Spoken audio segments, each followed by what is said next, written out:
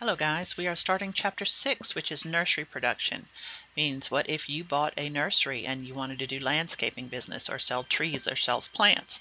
We learned in the last chapter about how you would do accounting. So now we're imagining you're buying a nursery, and the first thing you do in lesson 1 is going to be nursery site selection, figuring out where you want your nursery to be. These are our objectives for this lesson.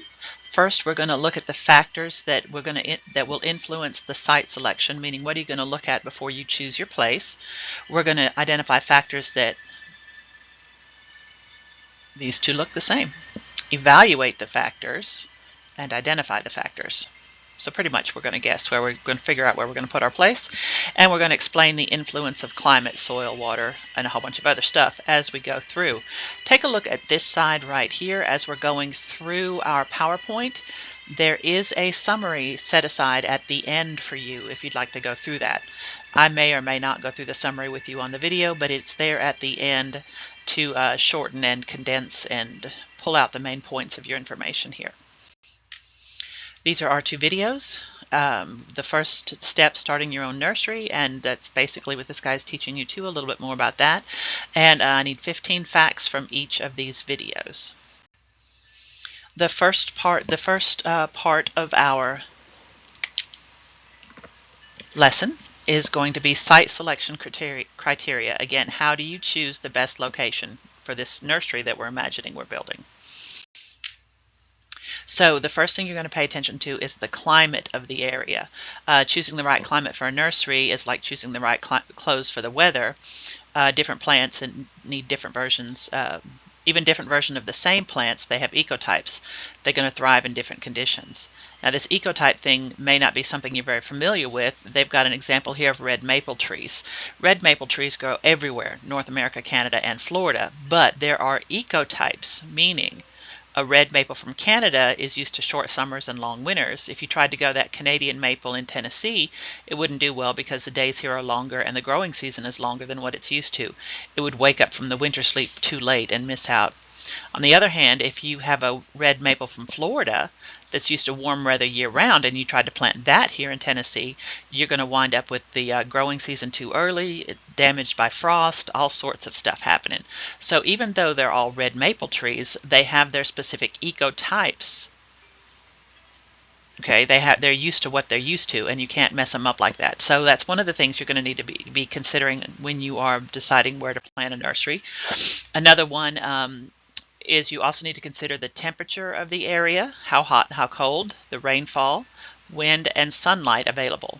Okay, so you need to make sure that the climate is going to match the needs of the plants you want to grow. So we're going to take each one of those on this last slide. Like here, part of climate, we're going to talk about the temperature.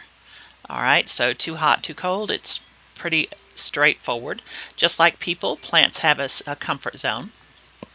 If you get them too hot, it's going to damage them because they're going to lose water too fast, like sweating like we do. It's called transpiration, but it's the same idea.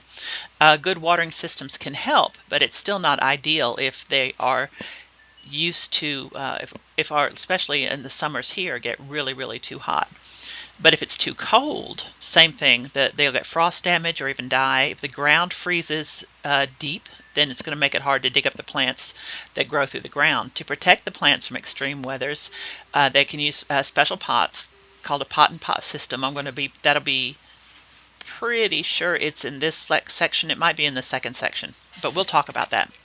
Build high tunnels, which is basically a greenhouse to keep the plants warmer in the winter, and to avoid places with very hot summers or very cold winters if you want to, or you're going to have to take extra steps to protect your plants. Now talking about precipitation. Okay, it's still under climate. This time we're talking about precipitation. It's better to avoid places with lots and lots of rain, but when it falls is going to be important. If you have too much spring rain, it's going to delay the spring planting, improving soil planting or sowing seeds. If you have too much summer rain, okay, it's going to wash away the soil, and it's going to disrupt the process of hardening off plants or getting them ready for the later season. And too much winter rain is going to soak into the soil during a time when a lot of plants are dormant. It's going to damage the soil structures and cause flooding and erosion. So Rain is necessary without a doubt. Too much at any one time of the year is going to cause problems. So that's another the climate thing you need to talk about. Wind is another issue. Um, it can physically damage the plants, like knocking over the pots. And again, that I think we're talking about in section 2. And it's hard to do things spraying pesticides when the wind is too much. It messes up watering and makes it uneven. And it can actually dry out the plants. That's called desiccation. That word means drying out. Or it can cause soil erosion. So if your nursery is a very windy area, it's important to have windbreak, either natural ones like trees around the border or artificial ones like fences or screens. Light is the next part of climate. So the outdoor nurseries, they need sunlight for their plants to grow, but too much or too little is going to be a problem. If you've got too little light, you're going to have shade, but if it's shaded by trees or stuff or tall buildings, you're going to need to clear some of them out to let the sunlight in, and it needs to be natural sunlight. You can do this with plant lights if you need to, but it'd be better to, if you're running a nursery, to have better natural light. If you have too much light, if it's very, very open and exposed to the sun, you're going to need to build some shade for it to protect the plants that prefer the shade. Basically, you're going to need it to make sure the plants get the right amount of sunlight, not too much or too little. Some of this stuff is just basically obvious stuff, but just bear with me. Soil is the next part. We're done talking about climate. Now we're talking about the soil of our plants. The type of soil a nursery uses depends on how they grow their plants. If you're going to grow your plants in containerized nurseries, that's the words. Growing it in pots, they call it containerized. We don't use regular dirt for that. They have special mixes called soilless growing media that are designed to help plants grow well in the pots. And we talked about soilless growing media in chapter 4, I think. If they are growing the plants in the ground for field production, they're going to grow it directly in the ground, and so the natural soil of the site is very, very important. Whether you're going to use regular soil or soilless media, there's 3 main things to think about. The texture of the soil, sand, clay, or stuff. Remember we learned about that in one of the previous chapters, sand, clay, silt, and loam. So the good soil is a mixture of the different textures so that it can drain well but also hold enough water. And we did cover this in one of the previous lessons. Remember that your test at the end will be cumulative, so if you've forgotten any of that stuff, make sure you refresh all that. The pH of the soil, which is acidic, or how acidic or basic it is. Most of the plants like slightly acidic, but not too much. And then the fertility of the soil is how many nutrients there are available for the plants to grow strong and healthy.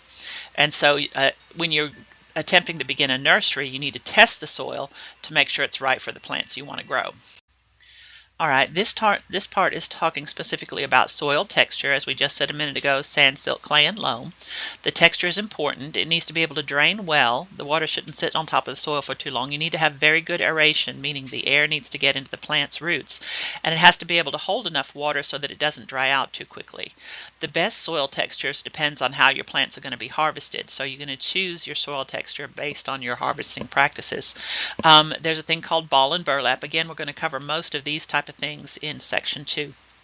The plants are dug up with a ball of soil around the roots, and then that's wrapped in burlap. For these, you need soil that's going to stick together well enough to hold the root ball intact. So you're going to need some clay in this one. But if you're doing bare root trees where they're dug up with no soil at all around the roots, you just have the roots bare. For these, you're going to need looser soil that's easier to shake off the roots. So generally, you're going to have a mix of sand and loam called sandy loam, or loamy sand, depending on which one you have more of, is excellent for the field-grown nurseries because it provides good drainage. So for the most part, you're going to want sandy loam. All right, and for a soil's pH, again, remember this is how acid or basic it is. Most of the trees and plants grow in slightly acidic, somewhere between 5 and 6. Remember the scale goes from 0 to 14. Anything under 7 is acid, anything above 7 is base. So between 5 and 6, so slightly acidic. If it's too high or too low, the plants aren't going to be able to get their nutrients really well. We talked about this in chapter 3. Again, remind yourself if you need it.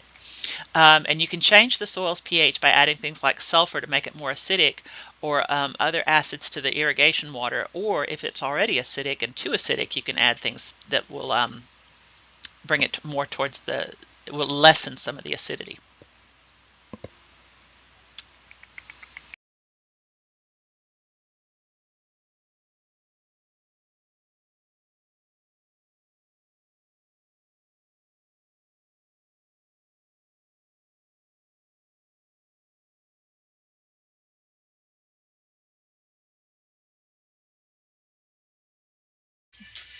All right, guys, now talking about the water runoff. Um, what happens when the extra water that you're using runs off from the land from the rain or watering? It can carry chemicals like fertilizers or pesticides that you use, biological contaminants like diseases or eroded soil. You don't want what you're doing added to the rest of the environment. So, to prevent this contaminated runoff from polluting rivers and underground, the nurseries can use methods to reduce the runoff in the first place. You don't want to be wasting your water. And sometimes local rules require them to build a retention pond to collect the runoff, and then this collected water can be reused for watering plants. Which again, in a place where water is a rarity, in place with dry places, that's a really good idea anyway. The retention pond, so that you can reuse any water that may be lost. The next part of deciding where you're going to build your nursery is topography, meaning how the land is laid. So we've had, so far as selecting site selection, we've had climate, we've had soil, we've had water, and now we have topography. Topography is the shape of the land. The slope, meaning how flat or almost flat, a very slight slope up to 2% is good for water drainage. The steeper slopes can cause soil erosion and wash away your fertilizer. Plus, they make it harder to use the farm equipment. The low spots can have poor drainage, and they're more likely to get frost damage. So somewhere between up and down and relatively flat is best if you can arrange it. The aspect or the direction your land faces is going to matter, because most temperate areas avoid slopes facing east or southeast because they'll have more frost. South or southwest are going to be too dry. So in the northern areas at high altitudes, the south-facing slopes are good because they get more of the sun. So again, depending on how high or low you are, the altitude, you may want a south-facing slope, okay, so that you can get more sun if you're further north. So it depends on where you are to begin with. Generally, though, a northwest-facing slope is the best because the plants start growing later in the spring, so there's less frost risk, and the soil doesn't dry out as fast. So if you can, northwest is the best place. All right, now again, for figuring out where you're going to build it, you need to figure out previous land use, what was on it before, and site production potential, because you do want to, if you are doing a good job, you want to build up your nursery.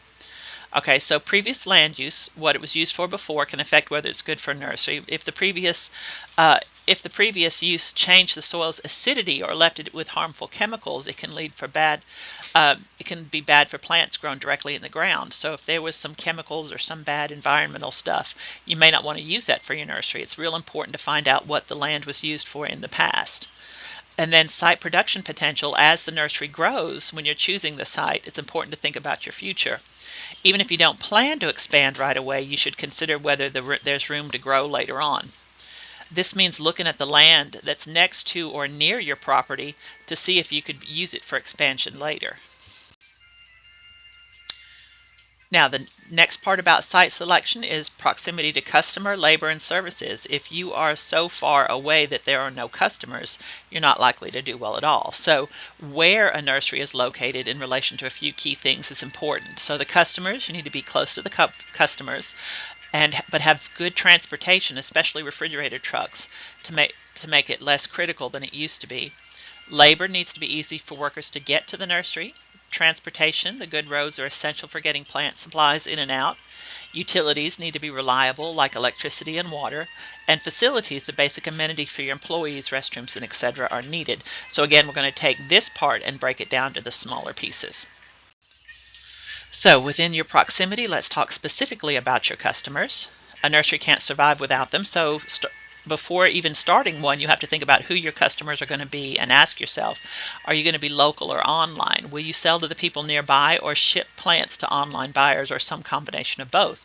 Are you going to be wholesale or retail? Will you sell large quantities to other businesses like other nurseries and landscapers, or small amounts directly to the individual customers? You need to decide all this ahead of time. Are you going to have a local market? If you're selling locally, does the area have enough people who can afford to buy your plants? What is the socioeconomics of your customers? Are they going to be able to afford your plants? And then you need to price them accordingly. Now, thinking about the labor force, Work in a nursery is hard work. You are not going to be able to do it all yourself. So a nursery needs to be located close enough to where the workers live, about 35 miles or less. Less is better, so that they can easily commute. And how many workers you need is going to depend on several things. Your nursery size, of course, the bigger nurseries need more workers. Mechanization, if you're using a lot of machines, you may need fewer actual workers. If you have contracted work and you're going to hire outside companies to do some, then you'll need fewer of your own. You'll going to need some weed control methods. If you're using chemicals to control weeds, you'll need fewer workers for the weeding. Or if you're trying to be more organic, you'll need more workers and less chemicals. You'll have to decide that. And then the type of plants you decide to grow. Some plants require more hands-on care than others. So again, that's going to help you determine how many people you need to hire. So transportation is the next thing, how close you are to transportation and utilities. Transportation first. It's definitely crucial for a nursery. The retail nurseries need a way to get plants from other growers. So a lot of times you'll have other people sending you plants. And then wholesale and online nurseries need a way to deliver plants to the customers. Okay, so you need to go both directions. If the plants are being shipped long distances, you're going to need climate-controlled trucks, like refrigerated trucks. They're going to be essential to keep them healthy, especially in the hot parts of the summer. You'll need good roads, well-maintained country and state roads to connect the freeways. And it's important for both moving plants and moving workers. Utilities are next. This is telephone and internet for communication, electricity for lighting and equipment, other utilities like natural gas or water for non-irrigation purposes, and it's important to make sure these utilities are already available on site or can be easily installed. Again, if you're working in the city, that won't be a problem, but if you're off in the country or in the mountains, you'll need to get this handled. You should also check to see how much they cost, how reliable the supply is, and if there are any past problems with them. We talked about accounting in the last lesson. Including your utilities is going to be important as you're figuring out your accounting bills. Land availability and cost, actually buying the land for your nursery. Is this land available actually for sale? Price, does it fit in your budget? Sale conditions, are there any special rules or restrictions from the seller? Sometimes they'll put restrictions on what you can do once you bought it. And the total cost is not just the land price. Even if a piece of land is cheap to buy, it may cost a lot to get it ready for a nursery, clearing the land, grading, utilities, and etc. So the more expensive a piece of land might already have some of these things done, making the overall cost lower in the long run. If they've already got utilities hooked up, they've already got it flat, they've already got it cleared, they may charge more, but then you won't have to be doing that stuff. So look at the total cost of getting the nursery up and running, not just the initial land price. All right, now this is part 2. Once we did part 1 was how to choose our place for a nursery. Part 2 is getting our business started, layout and development. So we've got the team approach and we've got access and traffic flow. So team approach first. To effectively design a new nursery, you're going to need to assemble a team of experts, including a nursery manager, engineers like civil, electrical, and mechanical engineers, architects for landscape and structure, consultants for soil, irrigation, and drainage, etc. When you visit similar nurseries, it's very recommended to learn from their experiences and evaluate different technologies. Go to the people who've done it already and see what they've done, see what worked for them and what didn't work for them, especially if you're not a direct competitor. Now, if you're a direct competitor to these other people, it's not fair to bother them and make them tell you how they did their stuff. But if you're not a direct competitor, they can be wonderful sources of information for you. Next, we have access and traffic flow. Access with an extra C. Okay. But this is how people are going to get to you. So the nursery layout should be compact to save space and time. Roads have to be paved and strong enough for heavy trucks in all weather. And the parking and traffic flow for both vehicle and pedestrian traffic needs to be careful planning, so input with the local community should be sought regarding access points to existing roads. You need people to be able to drive to your place, get there, park, and then once they're there, they need to be able to walk around to see the plants they're going to be purchasing. So all of that's important, the access and traffic flow. Now, the last couple of parts. We have the administrative site. This is not the actual nursery. This is your offices on site. And then we have the master plan.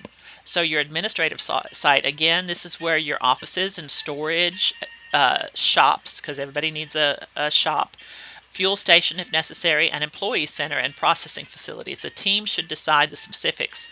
Other possible features may include employee areas like parks, water amendment and storage, the disposable area for unusable plants, and a holding area for scrap and used equipment, which could cause issue with the neighbors. If you have used equipment or old equipment, you'll need to find places to store that. And while you're planning for future growth, the administrative area should be compact and well planned to avoid future problems. The master plan is, once you've decided your layout, create a master plan document that has the team's decisions. This plan is going to illustrate the site layout, including growing areas and roads and buildings, storage and water features, fences, neighbors, and potential expansion areas. The master plan should be updated as necessary. All right, and again, with your ideas on how to run your business once you get it started, we have a development program, and then of course the money, budgeting, and accountability. So with your development program, it's how to develop the site effectively. You need to create an action plan with a timeline or a critical path chart. It's basically a to-do list. You're going to coordinate to align tree production and site development. And you're going to prioritize, build the essential structures first, and then review and revise, regularly updating the plan to address oversights and your main focus. So this is a to-do list as you go. Then budgeting and accountability. You need to prioritize budgeting, planning 2 to 3 years in advance, coordinating it with your action plan, and address potential resource shortages by adjusting the plan. And again, you need to make sure that you have 2 to 3 years worth of money in advance. That's one of the only ways to make it work. And then accountability, establishing clear responsibilities and time frames and responsible individuals for each objective and action steps, ensuring that these responsibilities are realistic and adjustable. So when somebody says they're going to be doing a job to help you, they need to actually be doing it and be held responsible. All right, this is our summary. This covers the basics of what we've done so far. I may just flip through this pretty quick. We started talking about the climate. We're matching the climate and the temperatures, hot and cold. We talked about the soil, texture, pH, and fertility. We talked about water, securing it, and for the most part, if we're living in a city, we'll be on pipelines. Then talked about our quality and managing runoff. The topography is the level of the area, considering the aspect, meaning we learned northwest aspects are pretty much best. Decide previous land use. And then the production potential for future expansion, and then land availability. We need to cover the total cost of development, not just the initial land price. Proximity to customer, labors, and transport, and you got to have the utilities available. And then the team approach. This is for actually running the business. Team approach would include the nursery manager, engineers, architects, and consultants. Learning from the existing nurseries, and then access and traffic flow, making sure that our customers and our employees can get to us. And then when you're laying out the administrative site, this is the offices and storages, fuel stations, and employee centers. Your master plan to illustrate the site layout, growing roads, and should be updated as you need it. Then your action plan is a critical plan, chart, timeline, budgeting and accountability. Remember, you need to have at least 2 to 3 years in advance, tying this budget to the action plan. And these are the most crucial factors of a successful nursery. And these basics can be translated into almost any business you want to run, but this is very, very good information because we all need a side gig. I'll see you guys on the next one.